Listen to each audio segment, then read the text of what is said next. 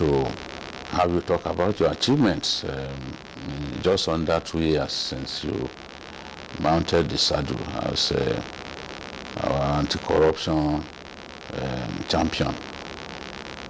How has the journey been? I know this is something that you are used to because you came from within the system, but how have you found doing this job? Thank you, Mr. Otitoju. It's nice meeting you one-on-one. I've always been admiring you from afar off, and thank you very much for what you are doing for our country. Thank you, sir. And for upholding the integrity of the media profession. Thank you very much. Thank you, sir. Yes, my journey as the Executive Chairman of Economic and Financial Crimes Commission under 2 years has been quite interesting and as well challenging. Quite interesting in the sense that the President of Nigeria, Senator Bola Ahmed Tinubu, found someone in me who feels he can do this work. And from day one, I kicked the ground running. Just like you just alluded to, I've been in the system as Chief of Staff, I've been in the system as Secretary to the Commission. So it's a game that is not too new to me, even though it's an area that anybody who wants to do the work with utmost sense of commitment will find quite challenging. So it's been interesting and quite challenging. Interesting in the sense that fighting corruption in Nigeria, everybody will agree with me, is not a chess game. And also challenging in the sense that whatever we do, you do, people will always be there to attack. More people we attack than we appreciate what we are doing. But we are used to all that. So we find it, like I said, interesting and challenging as well. Some people will say that the EFCC does not do so much other than media trial and all that. How will you respond to this particularly prevalent criticism of the EFCC? Thank you, Mr. Otitoju. Maybe perhaps you just allow me to, in addition to confirming the fact that it's been interesting and challenging, to just give you, a little of what has happened in the last 1.5 years or thereabout before I address that question, so that at least if I'm going to predicate the answer on what I want to, on creating some background. Now, upon my assumption of office, the president said, look, Ola, I want you to use the instrumentality of this work, change the narrative, fight financial crimes, and at the same time, stimulate the economy. Because you see, if you are fighting financial crimes and corruption, and the impact of your work does not add value to the system, to the economy, you are just handling people, you are just making noise. So we sat down to redesign our template. We look at institutional reform. We also look at policy reform. Now, I'm saying this in order to address your question. Now, our institutional reform, we sat down, we said, look, must we always wait for money to be stolen before we act? And I called my team, and we said, no. So we started by creating a directorate, which is new in the EFCC, novel, called the Fraud Risk Assessment and Control. Now, the essence of this is for us to move into the MDAs generally and monitor the finances. Once money is released, we monitor where that money is going, real time. And that is what we are doing right now. I will tell you, sir, that in the past so many years, we have not been able to attain up to 30% of our capital budget implementation. As a country? Yes, in this country. And our target now, with the establishment of that territory, is even if we can do 50% this year, Nigeria will be fine, infrastructure-wise. We would have taken a leap. So that is what we are doing. And I tell you, in the last 6-7 months that we have started, we can see that we've been making impact. We've been able to save the country tens of billions. Projects are being executed to standard and all of that. So we are still going to give a comprehensive report on that. And secondly, we also brought about policy reforms. Just like you said, now that will lead me to addressing your question. Yes, particularly the issue of cybercrime. We sat down and we said, look, how can we do things differently? We decided to reform our sting operation processes and procedure. We brought in what we call a surveillance etiquette. You know, we retrained our staff, particularly those in charge of tactical operations. We keep them. Now, very soon, you start seeing the EFCC operating with body cameras going everywhere. And that was what led to some of the successes we have achieved over the period of time. Now, the issue of the media trial, we don't do media trial. You see, when people talk about media trial, I don't understand what the media trial is all about. Now, upon my assumption of office, I think I've only been able to address the media only once. This is my second time of sitting, you know, before media men to talk about what we are doing. You will discover that most of the things basically what they are saying, Chairman, is that you basically put people on trial on the pages of newspapers, and that in most cases the investigation is not sufficient to secure conviction, but that you then put them on trial on the pages of newspapers and damage such people beyond repair on the pages of newspapers even before the actual trial kicks off. That is the... Yeah, that's what I was trying to address. We don't put people on trial on the pages of newspaper. You will discover that if we arrest someone now, without my media people talking, the whole thing will be everywhere. To borrow money, media men will carry it without us addressing people. I can tell you that so many of the arrests we have made this year, it was people on their own, media on their own, that discovered and put it out there. We don't address media over the issue of our trials. And of course, you know the issue of social media.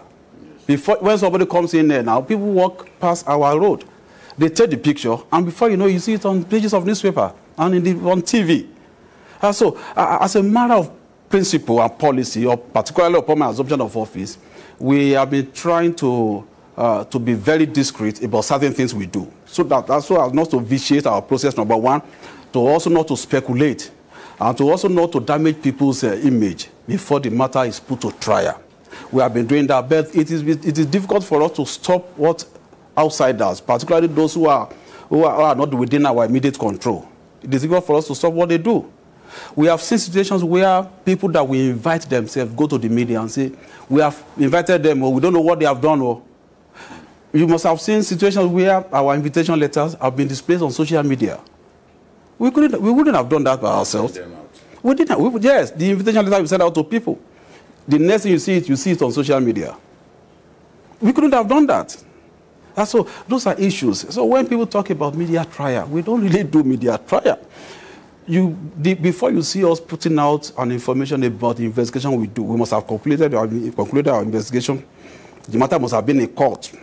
And the more matter gets to court, it becomes a public issue. And so that idea for us is not found within our processes. We don't do it. But because of the power of media these days, people get whatever they want to get.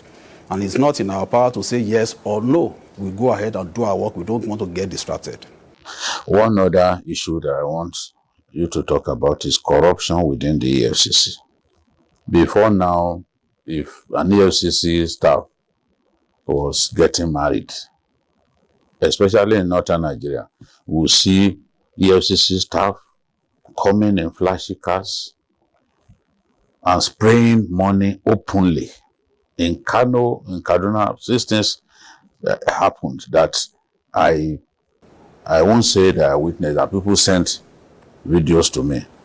Then you now began to look inwards to try to address the corruption within the EFCC. It's people stealing exhibits, money and all that, and even jewelry. How far have you gone with your task of sanitizing the agency itself? Thank you very much for that question.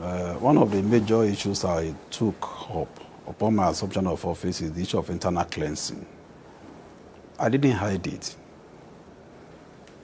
The first 3 months after my assumption of office, I wrote a letter, as it were, an intra-mail to all my staff. That was where the issue of people saying that I said that my staffs are corrupt. That's where the issue came up. I wrote a friendly letter to all my staff, and I made them understand the need for us to have integrity. And between me and you, sir, you can't do this work when your hands are soiled. Yes. When you have integrity, you won't have the confidence to work. Because you can't look at the person that you have collected bribe from or money from in the eyes and say, I want to interrogate you. And you will do the work dispassionately. And so I said, look, it is important for us. This issue of lack of transparency, issue of corruption, we need to nip it in the bud. And we are going to work on it, and I will make sure that people we get will make them scapegoats. So I warned them. That was like a warning, to warn them before I acted. And so we started. The first thing we did was to establish some processes that will help us expose people like that. We came up with what we call gift and hospitality policy, which was never in the systems. Because you can't hold somebody responsible for something that you have not created policy or regulation to checkmate. So if somebody, for example, says, I'm burying my father, and my elder brother comes around from abroad and he gave me 50 million, and you see him, displaying the money, the media trial, we don't do media trial. You see, when people talk about media trial, I don't understand what the media trial is all about. Now, upon my assumption of office, I think I've only been able to address the media only once. This is my second time of sitting, before media men to talk about what we are doing. You will discover that most of the things basically what they are saying, Chairman, is that you basically put people on trial on the pages of newspapers, and that in most cases the investigation is not sufficient to secure conviction, but that you then put them on trial on the pages of newspapers and damage such people beyond repair on the pages of newspapers even before the actual trial kicks off. That is the... Yeah, that's what I was trying to address. Sir. We don't put people on trial on the pages of newspaper. You will discover that if we arrest someone now, without my media people talking, they'll think we're everywhere. Tomorrow morning, media men will carry it without us addressing people. I can tell you that so many of the arrests we have made this year, it was people on their own, media on their own, that discovered and put it out there. We don't address media over the issue of our trials. And of course, the issue of social media. When somebody comes in there now, people walk past our road. They take the picture, and before you know, you see it on pages of newspaper and on TV. So, as a matter of principle and policy, or particularly upon my assumption of office, we have been trying to be very discreet about certain things we do. So that's not to vitiate our process, number one, to also not to speculate, and to also not to damage people's image before the matter is put to trial. We have been doing that, but it is difficult for us to stop what outsiders, particularly those who are not within our immediate control. It is difficult for us to stop what they do. We have seen situations where people that we invite themselves go to the media and say, we have invited them, or we don't know what they have done. Or you must have seen situations where our invitation letters have been displayed on social media. We wouldn't have done that by ourselves. We didn't. Yes, the invitation letter we sent out to people. The next thing you see it on social media. We couldn't have done that. So those are issues. So when people talk about media trial, we don't really do media trial. Before you see us putting out an information about the investigation we do, we must have concluded our investigation. The matter must have been in court. And the more matter gets to court, it becomes a public issue. And so that idea for us is not found within our processes. We don't do it. But because of the power of media these days, people get whatever they want to get. And it's not in our power to say yes or no. We go ahead and do our work. We don't want to get distracted. One other issue that I want you to talk about is corruption within the EFCC. Before now, if an EFCC staff was getting married, especially in northern Nigeria, we'll see EFCC staff coming in flashy cars and spraying money openly. In Kano, in Kaduna, these things happened that I won't say that I witnessed, that people sent videos to me. Then you now began to look inwards to try to address the corruption within the EFCC. It's people stealing exhibits, money and all that, and even jewelry. How far have you gone with your task of sanitizing the agency itself? Thank you very much for that question. One of the major issues I took up upon my assumption of office is the issue of internal cleansing. I didn't hide it.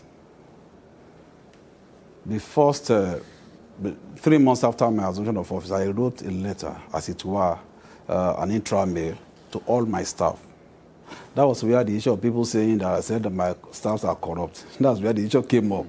I wrote a friendly letter to all my staff, and I made them understand the need for us to have integrity. And between me and you, sir, you can't do this work when your hands are soiled. Yes. When you have integrity, you won't have the confidence to work. Because you can't look at the person that you have collected bribe from or money from in the eyes and say, I want to interrogate you. And you will do the work dispassionately. And so I said, look, it is important for us. This issue of lack of transparency, issue of corruption, we need to nip it in the bud. And we are going to work on it, and I will make sure that people we get will make them scapegoats. So I warned them. That was like a warning, to warn them before I acted. And so we started. The first thing we did was to establish some processes that will help us expose people like that. We came up with what we call gift and hospitality policy, which was never in the systems. Because you can't hold somebody responsible for something that you have not created policy or regulation to checkmate. So if somebody, for example, says, I'm burying my father, and my elder brother comes around from abroad and he gave me 50 million. So what we have done now, in order to strengthen our position, say, look, there is a limit to what you can get from people. Even if it's a legitimate gift, by virtue of the work we do, there is a limit to what you can collect. And even when you collect it, there is a process to follow. There is a register we have opened, put it there, so that when issues come up, we can defend you. So that's what we have done with that. We also carried out, we also told them, look, declare your assets. That was the first thing I did when I got to office. You know, and we carry a check on that. That's for, so that for all categories of staff. Everybody.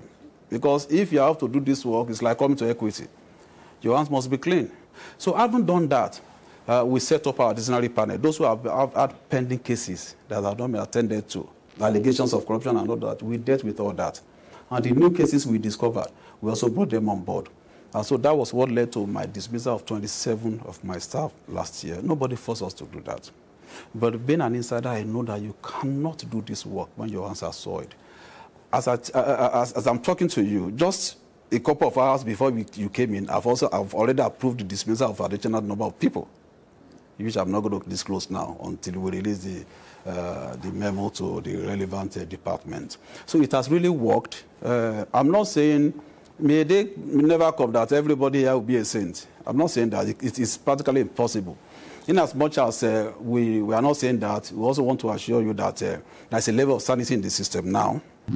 People, the awareness is there that when you do wrong, it will be met with sanctions. And so far, we've been able to apply reasonable punishment and sanctions to wrongdoing. And not only people who are corrupt, even people who are overzealous in the course of operations. Now, talking about your achievements, let's come to what you've done in the last few months. How have your achievements helped to stimulate the economy, to energize the economy, so to say? Just like I did say, some of the reforms we brought in to our operations, to our legal processes, to our prosecution approach has yielded some reasonable, modest and reasonable result for us in the last 1.5 years. For example, we discovered that, like I did say, prevention is better than cure, like people say. It costs more to recover than to prevent. If somebody has access to process of crime, he can do so much. He can fight you back. So the first thing we do now is to look at the assets. We deprive people from access to the process of crime so that they will not be able to fight back. So we made it part of our operational processes. And that has yielded a lot. Now, for the first time in the history of EFCC, we had the largest single real estate recovery. As a matter of fact, sir, it's a world record. It's a world record. Single largest real estate recovery anywhere in the world. I've gone to hand over the property to Ministry of Housing because it's still at the completion stage for them to complete it and go through transparent and accountable process to dispose to Nigerians who are interested, so that money will come back to government, that money that has been taken to build that estate. That is number one. And in addition to that, monetary term has not shown up. Somebody went to court to challenge, but the court threw it out that you can't provide means of legitimate earning that would have acquired this kind of property. You know, when we investigated that matter and recovered the... Did it go to court before the time ceiling? No, it didn't. It didn't show up. Meanwhile, we published for 14 days. Nobody showed up. But after the forfeiture that was given, it now went to the court to challenge it. So number one, just like you said, the first question is, where were you for those 2 weeks? Because we know you were in this country, you didn't show interest. Now you came back. Even when you came back, you didn't show proofs that you earn enough money within your period of service to have been able to acquire this kind of property. So the thing was thrown out, and you need to read the judgment. The judge actually did a great job and said, look, it's time for us to be held accountable for what we do. So in addition to that, we also made some reasonable substantial monetary recovery, into several hundreds of billions of naira, which has also positively impacted the economy. And I tell you 2 ways. You must have heard that part of the recovery we made last year was appropriated to the NEF fund, the student loan. In fact, it was part of our money that was used to take off, to set up that program. Now over 200,000 students had benefited from that program. It's a major plus. And also the credit corporation, where civil servants can also easily go in and obtain credit at probably one single-digit interest rate. It was also 50 billion of part of our recovered asset that was used to set up that project as well. And civil servants can go in now and take credit. Because one of the contributing factors to corruption and financial crimes in Nigeria is the inability of people who have worked for so many years to be able to, at least live a minimum standard lifestyle. If you had worked for 10 years as a civil servant, you can't even afford 2-bedroom flat. Because everything we do in Nigeria is cash-based. And when an economy is driven by cash, everything you do, you pay 100%. There is no way, sir. 1,000 EFCC will not fight corruption. So what we said, if we have credit transactional system, it will help us. If you work for 5 years, you'll be able to have access to credit and buy a 3-bedroom bungalow. And for the next 10 years, you will be paying in such a way that it will not have so much negative impact on your income. You will be comfortable. The propensity to steal will be reduced. So that's part of the impact on the economy that we have channeled our recovery, the assets we recover to. And also, sir, we have also reviewed our processes, particularly in the area of operations. I want to emphasize this. Our work is not all about handing people or making noise. If you are under investigation and your account is blocked, and what we are investigating you for is about 5 million naira, and you have a company, you have employed people and generating income, you are paying your tax. Perhaps what we are investigating is maybe tax evasion or similar offenses. What we now do is, look, we separate the money that is equivalent of what we are investigating in your account. We set it apart. We block that, so that you will be able to run your business.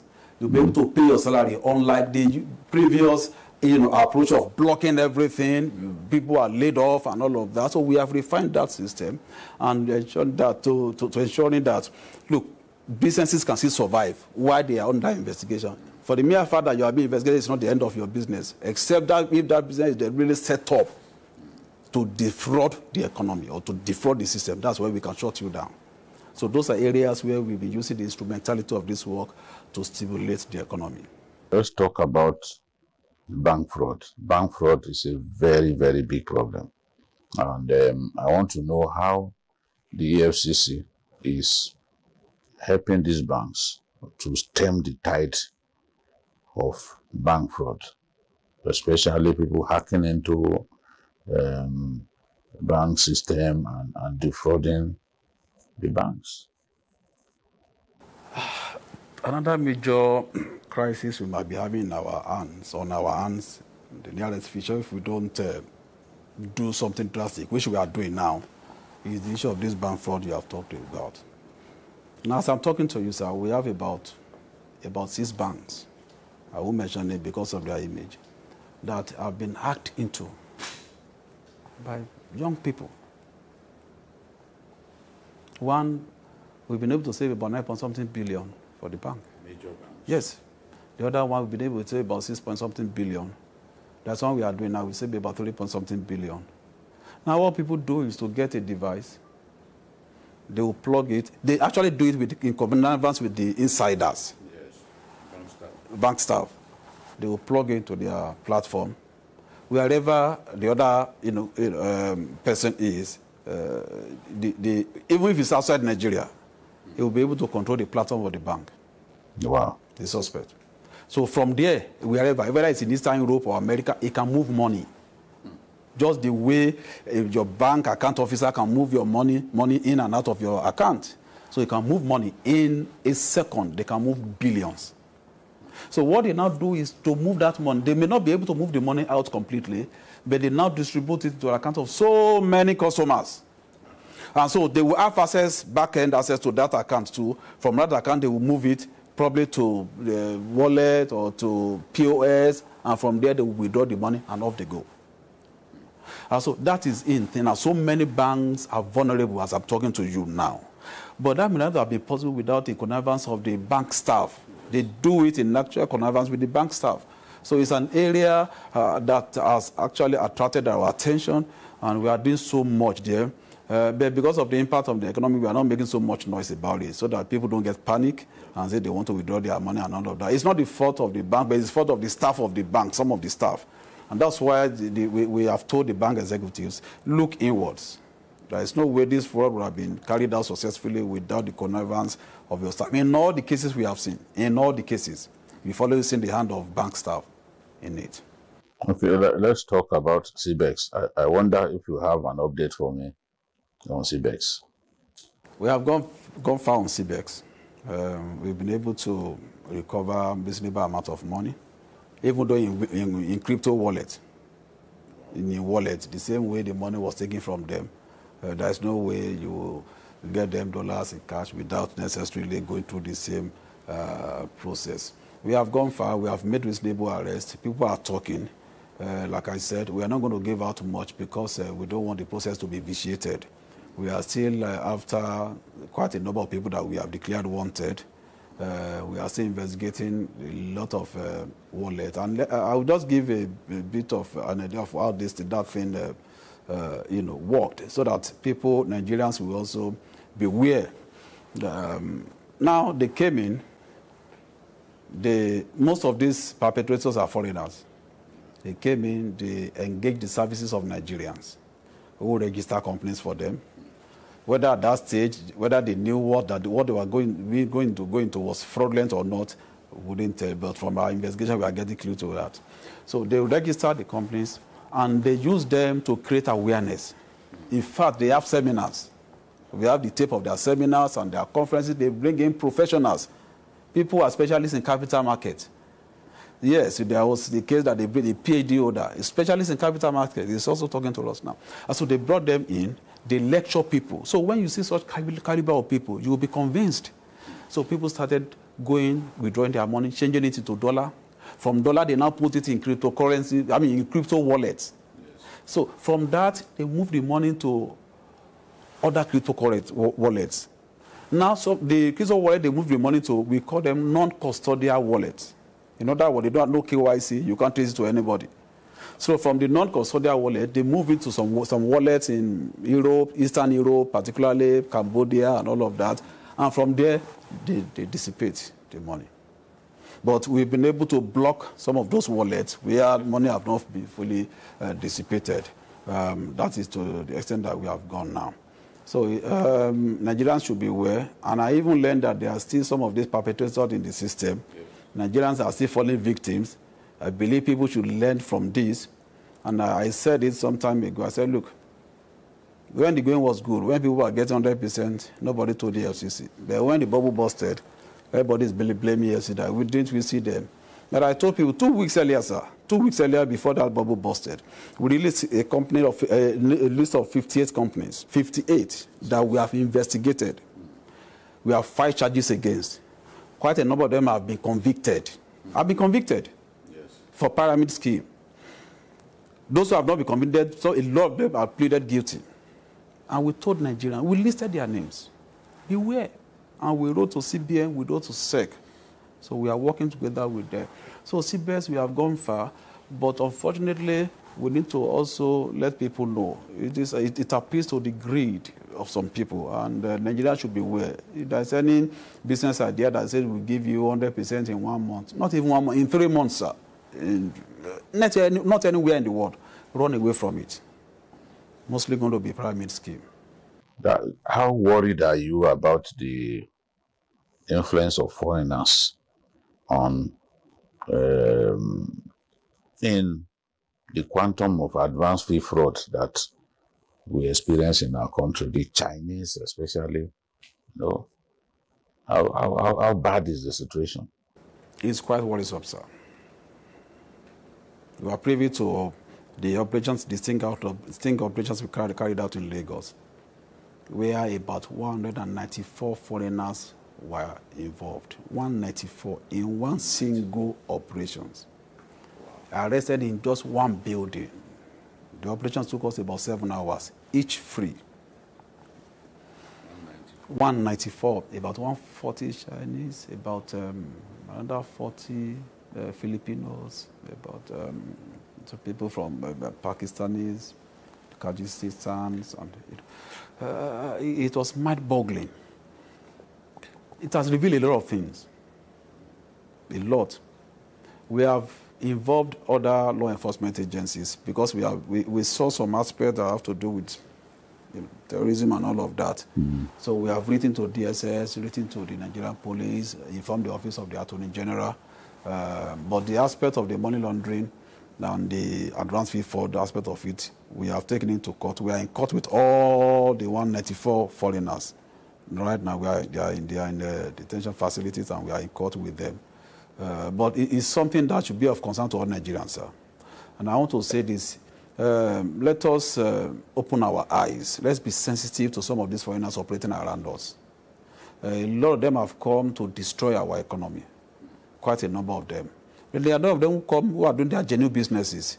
But let us just let Nigerians be aware. Once they see something that sounds suspicious or looks suspicious, let them come to law enforcement. We know how to handle it, but we should not close our eyes. They are not only operating in Nigeria. This particular case, the CBI case, we discovered that they are operating in Egypt, they are operating in Kenya, they are operating in Cambodia and Myanmar. And it's interestingly, the Myanmars that are involved in the 194 people that arrested that were made, we are beginning to see nexus between them and the CBS case. We are beginning to see some similar pattern. The way they move their money, the way they operate their cryptocurrencies. But I believe that will take us somewhere. By the time we fully exhaust our investigation, we are going to give a full report to Nigerians so that they will have an idea of what we have discovered and how to avoid such things from happening going forward. Are they working with some Nigerians? Are they because the other day the Ghanaians discovered that some Nigerians were involved in human trafficking and that the people trafficked were actually being used for advance fee fraud, which I had never had before. People, they traffic people to use them as slaves and all that. But Nigerians were trafficked from here to Ghana to do advanced fee fraud, and they rented a big apartment for them, put them there. All they do is just see how they can defraud people. Yeah, the similar thing we discover in the 184 foreigners that are involved in this case. In fact, you know, we arrested about 792 people. 184 are foreigners, the rest were Nigerians. What they did when they came in was to employ the service of those Nigerians, and they used their identity. So the world should know this issue of advanced fee fraud or cybercrime is not a Nigerian thing. Foreigners are here using the identity of Nigerians, vulnerable young Nigerians who are looking for a job. Now, what they do in this instance was to employ them and give them some money, between 150,000 to 200,000. They pay them salary. Quite a number of those Nigerians don't actually know what these guys do. They just ask them to enter some information into some computer and all of that. Quite a number of them were innocent because we interrogated them. So, yes, they employ the service of Nigeria and use their identity. And again, another interesting thing we discovered is that they also do it in connivance with certain Nigerians as well. Because we discovered that in the other case, they use Nigerians to register their company. In fact, you can't see their names among the directors of those companies. You see Nigerians. They use Nigerians to procure the equipment they use. They use Nigerians as signatories to their accounts. The same thing we discover in CBEX. They use Nigerians to open their accounts. They use Nigerians as signatories. They use Nigerians to move money from one wallet to another. So they are so smart in their approaches.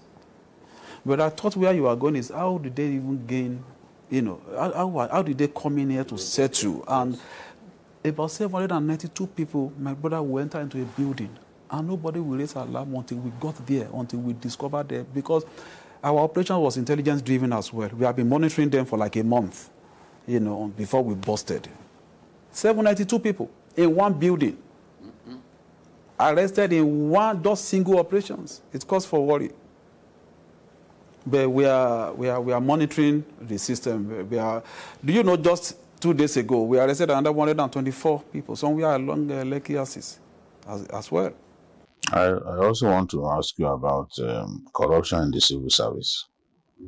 How big is corruption in the civil service? I've heard people say these politicians were actually taught how to steal money and get away with it by civil servants. How big is corruption in the Nigerian civil service? Well, you know, I was addressing a gathering somewhere outside this country. And I told them some of the figures they would see should be seen within the context of our population, within the context of our size. There is no doubt in the fact that we have corruption within our public service structure. There is no doubt. But I tell you also, the private sector is also as bad as the public sector from the empirical work that we have done. But coming to public service, we discovered that it is extremely difficult for political class to steal money without the connivance of, from our own point of work, we call them establishment people. They are always there. Political appointees will come and go. These guys are always there. And I give you an example, a typical example. We investigated a particular ministry. The minister there, now we are prosecuting him. We discovered that about 33.something billion was stolen. Only 3.something billion were able to trace to the minister. The remaining 30 by the director of finance, director of procurement, director of this, director of that, the establishment people. And so when you look at the amount of the money stolen by establishment people, it's much more than the political class. And that is the truth. That's the truth. Don't you think the minister just kept the money with them? No, if we trace money to people and they use it to buy a house in their name, and we discover the money in the accounts of their children and their cronies, and in the course of making statements, they didn't deny that the money belongs to them. If they had mentioned the name of the minister and in the course of making statements, we would have said, okay, you know, they were just accessories, you know, either to or after the fact. But when they end up, you know, the moment you catch them, you do your diligent investigation, documentary evidence, it will be difficult for people to deny. So minister had just 3 billion. Just 3 out of 33.something billion. It was only 3 that we traced to the minister. The other, look, statistics have shown because we carry out survey on the real estate in Abuja, that most houses in Azokoro and Maitama are owned by civil servants. Yes, statistics have shown that. We have evidence to prove that. So we have discovered that it is important for us to beam our searchlights on the establishment people, on the core civil, exactly, the PAMSEX, the civil servants. One of the big breakthroughs by the EFCC has to do with one university in Kaduna State that has now been turned over to the federal government. How do you sometimes, when you see this level of corruption, does it not demoralize you when to even imagine that this is true? Yes, like I did say, given our size, given the resources we No, have. one individual. Yeah, given the resources we and have. that quantum of money. Yeah, it's the system, but we are doing something about it now. The president is really doing something. Because the issue is, the system allows for it before now. It has been so porous. You get my point, sir. The system has been so porous. If the system is not porous, if there are no leakages, it should be difficult for somebody to jack off money that is meant for the implementation of of a capital project. Now, the university you are talking about, it was not even a minister, it was a director. Yes. It was traced to a director. All of that money, one person. Yes, to a director. A whole university, you need to see the structure. You need to see the... And so we applied the civil forfeiture approach, and we got the property forfeited. And now it's become the property of government. Federal, it has been turned to Federal University of Science, somewhere in Kaduna State. In fact, in that environment, there is no university at all, and they are all happy now. At least they can benefit from the process of crime.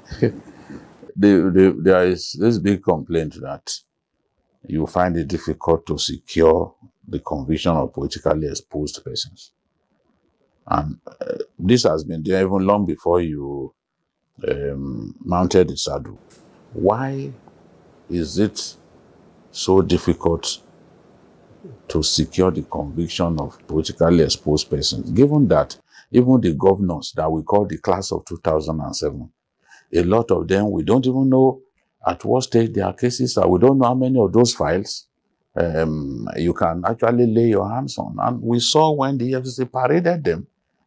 At that time, we saw when the EFCC began his case against them. But we've not seen the end of most of those cases.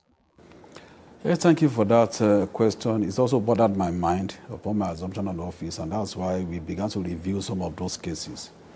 Now, EFCC is a product of the law. That means that we have to work within the confines of the law. When we finish our investigation, we take the matter to court. From that process, from that point, the process of court process takes over. What is important for us to do, which we are doing now, is to take our time and do diligent investigation. We present it there with our evidence. Now, there are legal technicalities that you cannot control. For example, somebody filing an interlocutory application. It just says, look, the law says, EFCC says, I should continue with this case. Why I rule on your interlocutory application? Now, the substantive case, you continue with the substantive case, but the ruling on interlocutory application is taken to on appeal to Court of Appeal. From Court of Appeal, it goes to Supreme Court. Eventually, you throw it, either agree or throw it out. Say, go and face trial. So there is a case now that the Supreme Court has said, go and face trial, go back to trial court. And that the case has taken 20 years. So that couldn't have been the fault of EFCC. It is a legal process, and everybody has the right to defend himself or herself until you are finally pronounced guilty by the court. So we have to follow the process ourselves. So it's not a thing we can control.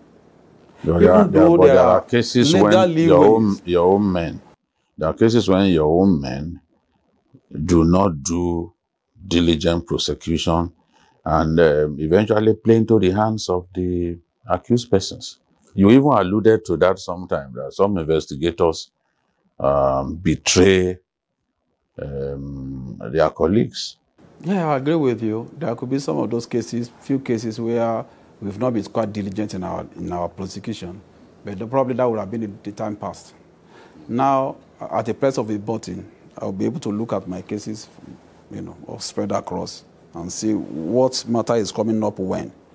If a lawyer fails to appear, he will have questions to answer. Now, we have over 50,000 cases in court. Over 50,000 cases in court, real time. Now, for us to control and to monitor, to coordinate, is a big deal. But we are doing as much as we can. Now, we must also give it to our lawyers. An average prosecutor in EFCC takes up a case as many as between 70 and 100. You are jumping from one court to the other. So there's this, you will still give room for some human error, gaps here and there. But in the overall, I think it should be given to EFCC. Not even any law enforcement has come near our conviction rate last year, 4,111. That was a product of proficiency and hard work. Even though there are still areas where we can buckle up, where we can improve, we are going to do that, and we will continue to do that. You also must also know that some of these things are also predicated on availability of resources. Somebody has 2 or 3 places to go, and we may not be able to make the resources available on time. So that also tends to not only dampen spirit, and also tend to discourage. But in recent time, the President Bola Ahmed Tinubu had supported us in that area, and you can see that most of our cases are going on well now. Now, that is also partly attributable to expectation from Nigerians. So I tell you, when we take our time, or when we take matters to court, the issue has always been, you people, you don't do your diligent investigation, you just take the matter to court. And before you know it, judges the court will throw it out. I've even heard you alluded to that fact, which is not out of place, which is true. But now we are diligent, we are taking our time. There was a case of a particular ministry we've been investigating for about 12 months now. Everywhere I go, what happened to this minister that was suspended? What happened to this? I said, look, Nigerians, if under 2 months I rush to court, you'll be saying, no, why did you finish your case before you come to court? Now I have to investigate over 140 accounts. Some are abroad. Sometimes you write letter abroad, it takes 2-3 months for them to respond. But you need that as proof of evidence. If I don't put it there, judges will throw it out because they are not expected to generate evidence for me. So let me take time and do my work diligently. When the matter gets to court, you will see it will go smoothly. It's unfortunate that when the ordinary people on the streets who want to see you put as many corrupt people as possible in jail do not know, they don't understand the daily grind of your work, what you have to do, the letters, how long it takes to get feedback and all that. Because they will recall that the case involving the former Minister of Humanitarian Affairs was passed on to you to investigate. And the whole year is gone. Nobody's hearing anything about it. It fuels suspicion that there is a desire to sweep the matter under the carpet. That's not how I feel. But the ordinary people just go, oh, it's their government, this is what they are trying to do. So if it takes so long for you to, is it not even possible for you to say, okay, this is how far we have gone? Or do you think that could compromise the outcome that you wish to have? Yeah, that particular case, reference that you have mentioned, I've just told you now that you are still investigating. Yes, we have about 140 accounts that I need to investigate. There are some requests I sent abroad that I'm talking to you now. They've not responded. I have to do follow-up. And if I don't have that, I won't go to court. I'm not going to use to pressure to go and rush to court and be stampeded and present the case, and the case will be thrown out as not okay submission. Look, sir, we have had court for the first time in history, that the FBI director came to Nigeria last year to see me. He was here for 2 days to acknowledge what we do, to salute our sense of commitment and sense of scrutiny of small aspect of investigation to the extent that they appreciate what they are doing, that they send FBI operatives to work with us. And also tell you, for the first time, the Director General of NCA, the current one, Grammy, was here in my office here, all the way from the UK, to see me and to appreciate the work we do and sought for better collaboration with us. So if such top-notch, high-profile agencies can appreciate what we are doing, I think Nigerians should appreciate what we are doing. Look, over there, at the press of a button, you can profile everybody. But here, sir, I have to carry file. I have to go to bank. I have to verify everything physically before you can even get the basic elements of proof, the evidence that you need to prove. And people want us to finish a case in 3 months. No, I don't have the magic wand to do that, sir. I don't. Given, the peculiarity of our system. So people must, sir, some of our people work 20 hours a day. Sir, we are not the only anti-corruption agency in Nigeria. We are not the only law enforcement. Take our records, showcase it, juxtapose it with others. And I think we deserve some credibility and some, giving some salute for what we do. So we are not trying to drum up our own activity, but at the same time, it's important to mention some of these things. So to do diligent investigation, you need time. Hush Puppy was arrested by FBI. You remember, sir? Yes. It took almost 4 or 5 months for them to present him to court. Even after he was arrested, go check the records. It took months, even after the arrest. So some of these things can be difficult. For example, I just told you about cryptocurrency wallet. For you to get the information, you have to write to the host of those wallets. Some of them will respond. Some of them will not respond. Because they don't owe you that duty. So we have to find a way of... So it's a whole gamut of technicalities here and there. I can understand how difficult it is. Does President Tinubu in any way get in the way of your work? Does he tell you, leave this person, don't disturb him? Has that ever happened? I didn't expect you to have me that kind of question. Because since you have asked me, I will answer you. I will answer you. Up to this point, I have not seen that my mandate has changed from being apolitical, from seeing things from a neutral perspective. People need to understand the kind of president we have. I've said it before and I'm going to say it. Look, President Bola Ahmed Tinubu doesn't have time. When it comes to the real work, this man knows what everybody's doing. He's not somebody who can go and hoodwink with some... No, he doesn't have time for all that. This is somebody who believes in results. Every time I see him, Ola, what have you done? Ola, how much cases have you filed in court? That's what we discuss. How much recoveries have you done for me to move this economy forward? So such a person wouldn't have the frivolity of saying, go and catch, go on. I smile when people ask me such questions. Is he more interested in recoveries than conviction? No, I've just told you now that how many cases have I filed in court? I just said it now. So he's also interested in conviction. What he says is, look, just go ahead and sanitize the system as much as you can. We need the system to be sanitized for us to deliver, on good governance for Nigerians. That is what we are busy talking about.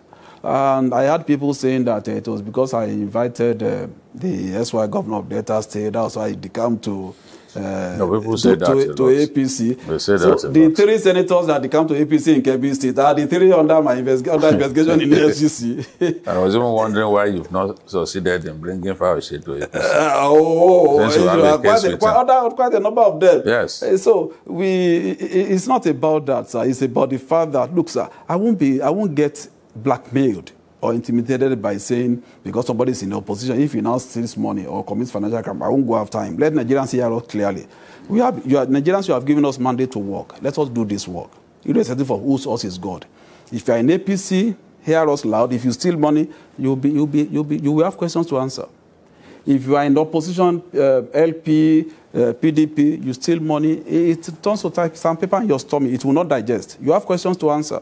So let nobody go out and abuse the president tomorrow and say you are in opposition. And so when you commit crime, I will not be able to arrest you and say, now if I arrest you, say, hey, they have come, I will arrest you.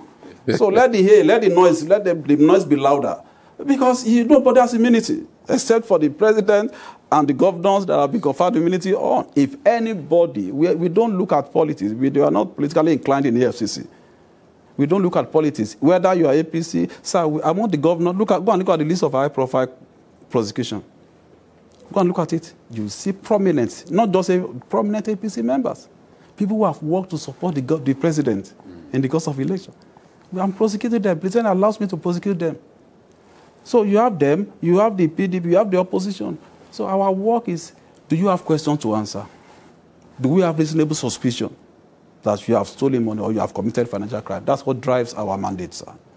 Not politics. There's one other question that I will ask you that you are not expecting. If you are interrogating a governor and who stole some money using his finance commissioner and other people, and he said, leave me alone. I spent the money on President Tinubu's campaign. How will you respond? I'm very sure you must have seen some of our processes in court. That's the beauty of journalism. That's the difference between veteran journalists and those who are just trying to create sensational, journalism and all of that. Thank you for that question. It happened, actually. It happened there. Governor to minister. They told us, yes, this money we gave them for campaign. I said, go on, give me the evidence that you gave them for campaign. He said, no, it was cash we gave them. So you don't know that. There's no way you'll be able to defend that. Number one. Now, did the party ask you to go and steal money for their campaign? No, everybody does that. But you are the one now I'm asking questions. Not everybody. So they can't defend it. Number one, the question is, who did they ask you? Give us the evidence that they were the one that said you should go and steal the money so that we see them as an accessory. No evidence. Give us the evidence that you gave them the money for campaign. No evidence. I said, okay, write it down, put it down. They can't write it. They can't put it down. But they go out and be mouthing it. So we don't work by what people say on social media. We work by evidence, proven evidence. I believe in that. And I will not be swayed by what people say out there. We do our work, we get the evidence, we put it to them in court, and the matter is adjudicated upon. One of the big things that the EFCC has been doing is apprehending Nigerians who go to parties, mutilating our currency, spraying our currency. Some were even in the habit of throwing our currency, bundles of our currency like they are throwing a stone. Lately, people have been complaining that, oh, the EFCC is partial in the way it implements the law. That there are some people that you should have done your best to send them to jail, the way Bobrisky was sent to jail, but you didn't do that. Secondly, some people are pushing for the repeal of that CBN Act. You are a lawyer. How do you think that law is necessary, given our culture of spraying money to show appreciation at parties? Would you support the repeal?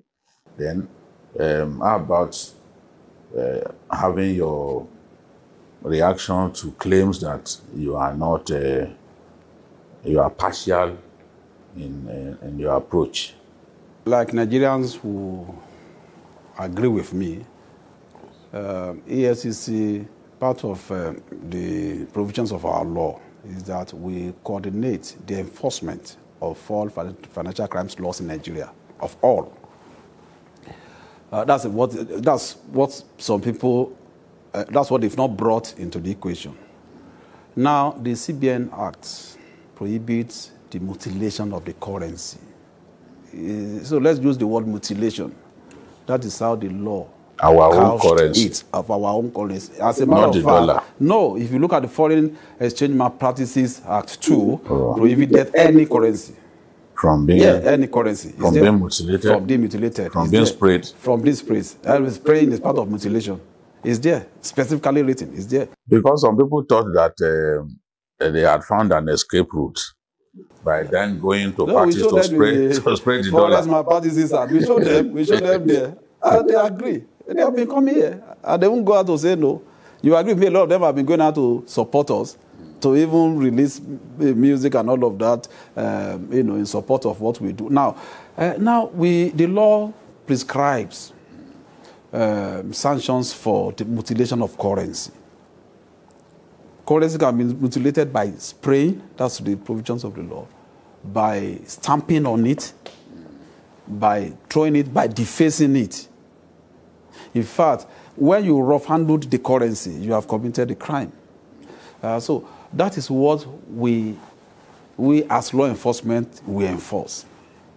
Nigeria, they made the law. National Assembly made the law. It's for us to enforce. Not until the day that says it is no longer a law, then we will stop. Now, that is one aspect, sir. Secondly, between me and you, sir, how does it add value to our economy? It's economic sabotage. How does it add value to our lives? And apart from the collateral effects, which I will see address, people will go to parties, and they will, just like you said, they will carry money and throw it. So me and you will work and we earn salary. Even if you don't earn salary, if you do business, you make profit in your business. After so much hard work and labor, you think somebody who makes legitimate money, just looking at it from the commonsensical approach, will carry money and throw it. For me, if you say it's a traditional thing, it's a cultural thing, our culture must also evolve. It must evolve. Any culture or tradition that will not promote the social interests of the people, the economic interests of the people, and the sanity in our system, I think we should do away with it. Because nobody will earn legitimate money, and our system will be corrected. I'll be throwing it, sir, or stamping on it. It's even ridiculous. We need the support of the international community to grow our economy. We need loan, rightly so, to develop infrastructure. The people who are approaching to get loan from them, they are seeing the way we live our lives. When people will carry bundles of dollars and throw it around, and they'll be asking themselves questions, are these people really serious about growing their economy? Now, that's one. There's another aspect to it, sir, the social aspect of it. There are people you see on the streets who are hungry. That just 1,000 naira will help them, will save them for a day. And they will see people spraying money like that. What do you think will go into their head? The younger ones are looking at them. And so they will no longer believe in hard work, in dignity that is in labor. Because there is no one that can work for money. Sir, I earn salary. I can't take my salary and be throwing it. And so that is another aspect of it. So whichever way you look at it, I don't know what value that is going to add to our lives or to our economy. Apart from the fact that it's a law that we need to enforce. That's to defend that. So it's not for us to say, abrogate that law or repeal it. It is for me to say, this is a law. Go ahead and enforce it. And I enforce it. Without partiality. There is no partiality, sir. We have had cause to prosecute the higher and the low. But there are people now, you don't even hear about them anymore because of the work we did. So you invited children from a prominent family. And they thought you would put him on trial just the way Bobrisky. Bobrisky has become the standard. That is the thing. But when they didn't see that person on trial... Not only Bobrisky. Yeah. There are other celebrities we also brought in. There are so many people. We have convicted over 100 people. It's just, yes, on this matter, because of the few people that you know who are celebrities. There are so many people that you don't know about that we have convicted all across nationwide. And we keep doing it, and we will continue to do it. We will continue to do it. There was one that challenged you that you should do your worst. We have arrested him now. We are going to, it's in the matter, we have filed a charge against him. We have done our worst, and he has seen the worst. He said you should do your worst. Yes, the case that you made reference to, eventually we discovered that the young boy that was doing that was a juvenile. Now, you know the implication of that in law. We invited them, unlike what Nigerians are saying. They came here, they made statements, we fined them. The law allows me for me to do that. We did. To find them? Yes. Without taking them to court? Yes. They are juveniles. We did. Now, it's quite worrisome also that Nigeria will think we don't apply. Now, there are two processes to the work we do. My law allows for me to do what I call compoundment of offense. If it's not really the mega, what you call the mega financial crime, it has to do with spraying of money, blah, blah, blah, we bring you in. You have questions to answer. You answer your questions. We ask questions, you answer, and you are found culpable. We are taking you to court. Sir, please, sir, I didn't know. Genuinely. Yes, I didn't know, and all of that, But whether you know or not, it's not an excuse in law. We still have to apply the process of law. Now, my law allows for me, Section 14, subsection 2 of EFCC Act, allows for us to compound offenses under the condition that the person that was alleged to have committed the offense has owned up and he has shown enough remorse. And you are able, whatever is lost to the economy, you are able to recover it. Now, when somebody is spraying money, it's his money that is spraying. Even though it's economic sabotage. But when you cannot quantify monetary, loss. Now, what we now do is we find them. And they pay. And we monitor their lifestyle going forward. So if you repeat the offense, now we prosecute you. But in the cases that you have seen us prosecute, a lot of them, they say, well, they are not, they either deny doing it, or they say they are ready to go to court. So we take them to court. But the ones that have admitted their offense, their error, and they have agreed going forward, they have shown enough remorse, and they are saying going forward, they will not do it again. We don't just leave. Yeah, we don't just leave them to go. I mean, that's the sanity we want to create within our financial ecosystem. So we don't just release them; they pay fine. It's part of the sanctions that the law allows for us to do. So that's about the issue of mutilation of currency. And you still have Tompolo. We have invited Tompolo. The whole Nigerians know that, and we said there is no one that is above the law. We are nobody should go and condemn Tompolo for the allegation. It's a mere allegation for now. So when it comes, we will look at it. We have subjected the video to forensic analysis because we have to do that. Because these days too, people can impose, But we have subjected it. We have invited him. Not until we conclude the case. We cannot say Tompolo is guilty or not. We must give every Nigerian fair hearing. On benefit of the doubt. Benefit of the doubt. Now, my last question, because I know this won't be my last interview with you. Now, there will still be occasions when we'll interview you. Martins Otse, who goes by the moniker or the nickname Very Dark Man. What really is the matter that the EFCC has with this boy? Because for many Nigerians, they think the EFCC is being used to silence opposition, to silence those who speak for the Nigerian people. What really, and he too has come out of interrogation saying all kinds of things. What really is the case that you have against him?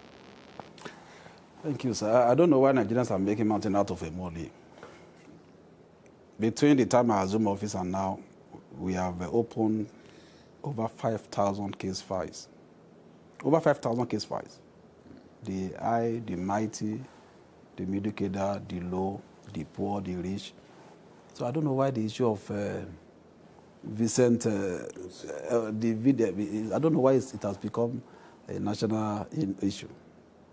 And I give you a background to it. We received petition, about 4, on that young man, written against him. And for like 5 months, we have been carrying out our preliminary investigation without inviting him, knowing the kind of person he is. He's out there, he has followers and all of that. Even though, like I said, the law is no respecter of anybody. Now, if I can bring in West governors, ministers, people who are serving, people who are in private sector and public sector, I don't know what is special about anybody that we cannot bring in. So based on that, and when we are through with our preliminary investigation and we feel he had questions to answer, we brought him in to answer the questions. And when he got there, we had legitimate court order to detain him because there was no way we would be through with the interrogation, within a day. But there are so many legs to the investigation, so many legs. And we granted him bail. I directed that they should give him bail the following day. He was given bail. And eventually we released him after some days here. Investigation still continues. I don't want to say much about that. And when we are through with our investigation, if he has a case to answer in court, he will be made to answer a case in court. And if he doesn't have a case to answer in court, so be it. But as I'm talking to you now, investigation is still ongoing. There is nothing special about this case. Even though, like you said, he went out and is talking, even though from both sides of the mouth, he wants to become EFCC friend. He, at the same time, abusing them. So, you see, I don't want to get carried away by all those razzmatazz. He's a young Nigerian who is zealous. I don't have anything against him. But the fact remains, if there's an offense, there's an offense. If there are things for us to investigate, we need to investigate and come to a reasonable conclusion. So that's your last question, but I want to use this opportunity, sir, permit me, to address the issue of Yahoo boys that has become a major issue in Nigeria. There are people often accuse EFCC. There are people stealing mega money, and all of you are not seeing them. You are the only people that you can run after. You are ready. It's Yahoo. I want Nigerians to know that we are having crisis on our hands. It's actually a crisis situation. My brother, today, if you travel abroad with your green passport, stand in the queue among so many people, you will discover that by the time you present your green passport, the people will look at you with some reservation. That is if they don't take you aside to carry out special scrutiny on you. That is a national shame that some young Nigerians have caused for us. I go out to interact with my counterparts abroad, to interact with government agencies in the course of tracing money and recovering assets. And there are things that it will be difficult for you to defend. They see these things on social media. Now, having said that, yes, a lot of foreigners come to use the identity of Nigerians. I want to tell Nigerians, this Yahoo thing we are talking about is a crisis.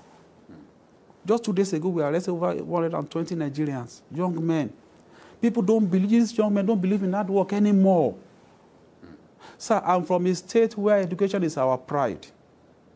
I'm from a state where the major enterprise we have is education. If you go to the secondary school that I attended now, sir, by 12 noon, the students have left school. You see, in secondary school, you see them in hotels, in groups, trying to scam people. You see secondary school students driving vehicles. Is that, that those the people want to hand over Nigeria to? Is that the nation we want to build? Now, sir, let me tell you the most dangerous aspect of it. It's not just about Yahoo. Nigerians should know this. These guys, some of them are into banditry. We have evidence. We have proofs to do that. Some of them are into kidnapping. Yes, because when they know they don't see people to scam on time, they kidnap. It is there. It is in the news. People know. This is the work we do. People know. Some of them now, they launder money for the politically exposed persons. So don't just see them as Yahoo boys anymore. The traditional way of stealing money is no longer applicable. When they steal government money in billions now, they give it to all these boys. They open cryptocurrency wallet, crypto wallet, and they put the money there. From there, the money goes abroad. You can buy a house, you can buy vehicles and buy anything with your Bitcoin. So most of these politically exposed persons now identify these boys. They put them in hotel and they open accounts for them. They share this money among them, they change it to dollar, and they move it abroad. So Nigerians should not just look at us looking, no, it's much more than that. As a matter of fact, there was a 22-year-old boy that we arrested. Within 18 months, we saw a turnover of over 5 billion naira in his account. A young boy has never worked in his life, who has no legitimate means of livelihood. 22 years. Over 5 billion naira within 18 months, a turnover. So we brought him in, and we discovered that he laundered money for politically exposed people. The matter is under investigation.